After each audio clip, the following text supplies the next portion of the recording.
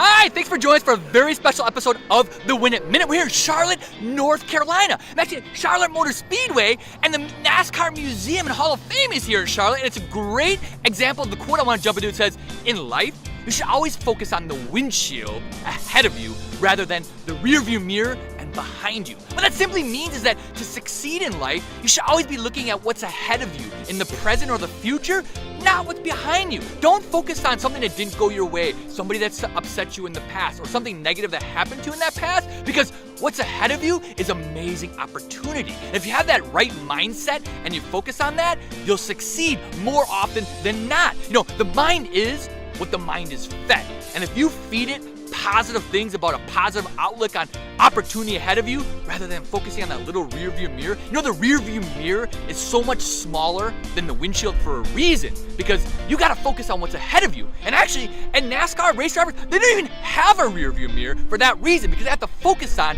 everything that's ahead of them. And the number one skill set that separates a good from great NASCAR driver is something called anticipatory timing. And they actually are better athletes at this than hockey goalies, quarterbacks, everything, because it's so crucial for success in their sport. They have to anticipate if a car is going to come in front of them, something that's going to happen in the future, something that's happening ahead of them. Always, they have to be aware of it. And that's what you have to do in life. Be aware of the present, the future. Things are going to happen. Anticipate positive things so that you can have more positive outcomes. You know, whatever you focus on is going to expand. If you focus on the positive things in the windshield ahead of you, it'll expand even more. A great example that I learned actually is that in a NASCAR, in that 3-hour race, it can get up to 170 degrees in the car. And those race car drivers can lose between 5 and 10 pounds sweating out because it's so hot. So think about that next time you're in a car stuck in a traffic jam or in an uncomfortable situation at work. You're not in a 170 degree temperature sweating out almost 10 pounds